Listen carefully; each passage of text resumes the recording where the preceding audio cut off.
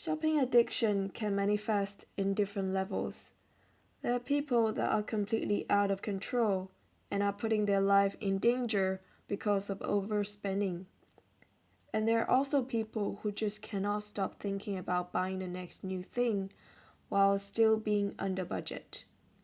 I was the latter type. My problem was never buying things I could not afford.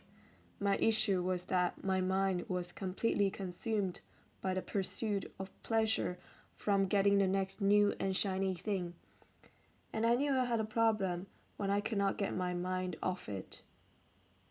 Soon, I just started to feel like I was living from paycheck to paycheck because I was jeopardizing my financial goals. Although I could afford the things I wanted, I felt the bondage. I felt like I was heading to a place which I did not want to be. I felt like if I did not get hold of myself then, it could go down into a really addictive spiral. I was committed to pull myself out of the cycle. I tried disciplining myself, forcing self-control by implementing strict no-buy rules and set a smaller shopping budget to restrict my spending habit. However, none of those methods worked for me long term. I could never sustain a complete no-buy rule, nor could I exercise self-control very well. What really helped me to get out of this mental wiring was discovered unexpectedly, or you could say accidentally. I have to be honest, I don't remember when exactly I stopped shopping altogether, but one thing I have noticed is that I was doing something differently for the first time, and that was the absolute game changer. Number 1. The uniform concept. I was not planning to wear a uniform to work at all. In fact, I never thought about uniform again after graduating from high school.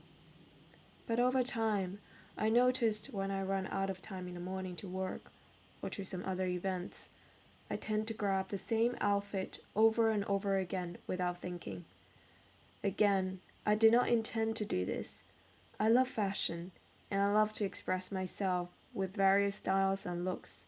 But I guess, in my mind, I know there is this one outfit that will always work wherever I go, and it is super convenient when I do not have the time to play dress up in front of a mirror to pick the right outfit for that day. As time goes by, I noticed I was wearing this outfit almost every day when I needed to go out to work, to lectures, to church, to volunteer, to go out for dinners with friends. This outfit has officially become my uniform for the season. I don't like rules. That is why self-discipline does not go well with me. However, when I was wearing this uniform to everywhere, I felt a sense of freedom from the bondage of needing more clothes and accessories to be stylish or to express myself. That sense of freedom became the driving force to forming this new habit. I realized expressing myself through fashion is not about how many different looks you can create. It is about how an outfit makes you feel, and if the essence this outfit portrays aligns with who you are. Does this outfit make you feel like you're being you? And does it help to make you feel more confident in your body? When you have found your personal style, you're able to make wiser shopping choices and be content with less. Number 2. Wardrobe management. Because I have a relatively small wardrobe, whenever things get a bit out of control, I soon realize I have expanded my wardrobe to the other room, because my wardrobe cannot physically fit anymore in it. Personally, anything that I own but cannot be managed feels like a burden to me. So, seeing things that cannot fit into my wardrobe is a very alarming indication that I have way too much and I need to stop.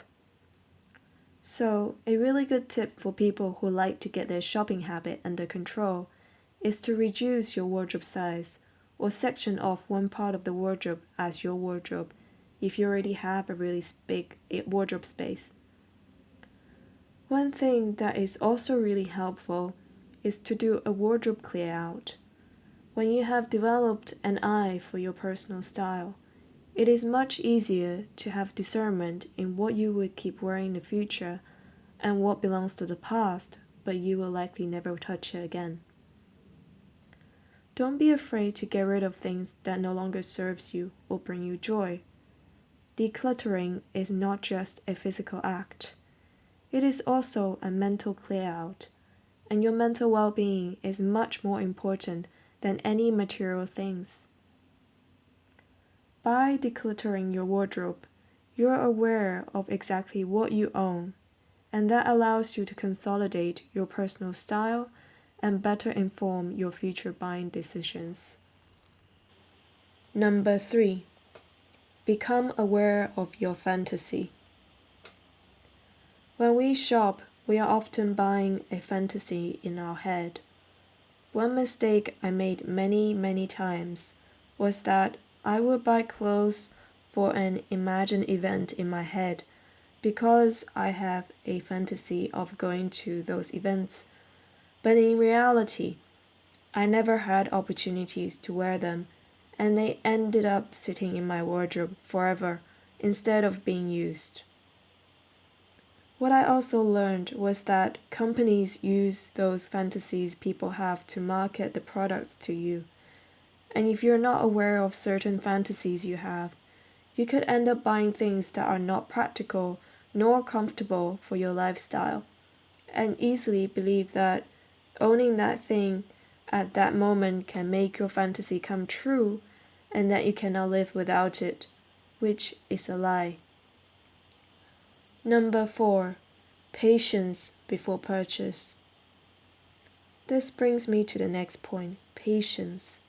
One way to realize that this thing you want to buy is not something that will change your life, and to prevent giving into those fantasies you have, is to wait before purchase. When you give time and live for a while without having this thing in your life, you begin to realize you can still find joy in your life with less, and this extra time also gives you a cooling off period to rationally judge whether this item you want to buy is really worth your money. Personally, I feel confident in spending money on something when I know I still want this item in my life after 3 to 6 months have gone by. This is on the long end and not a definitive waiting time.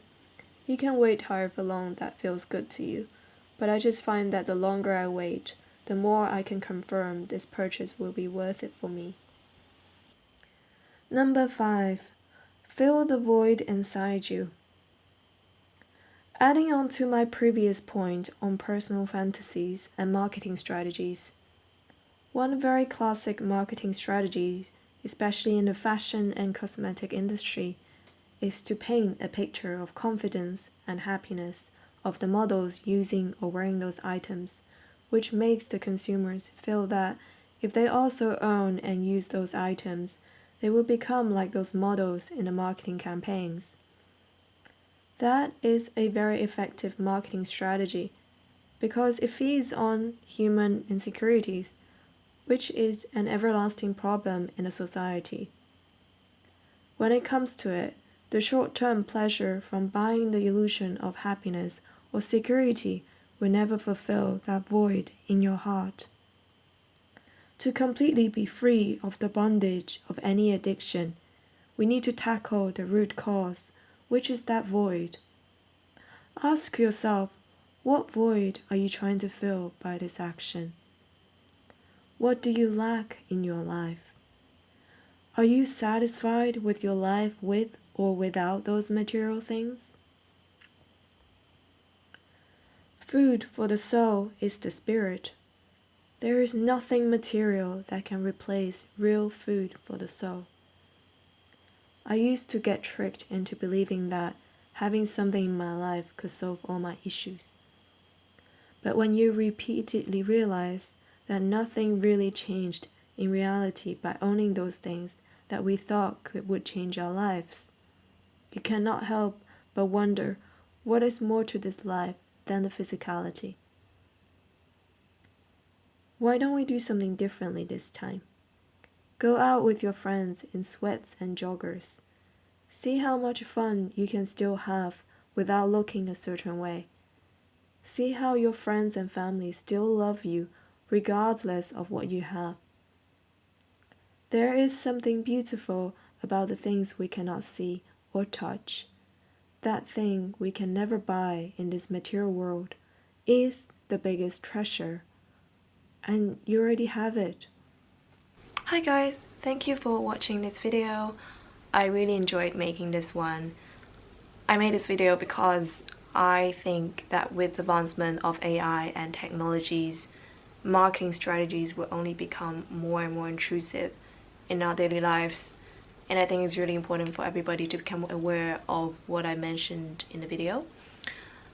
And even though I know that nobody's watching my video, I still hope that one day this video can help somebody to have the strength to stand against consumerism, and also to have an understanding that there is something in our heart that can only be satisfied by the spirit, but not materialism or consumerism.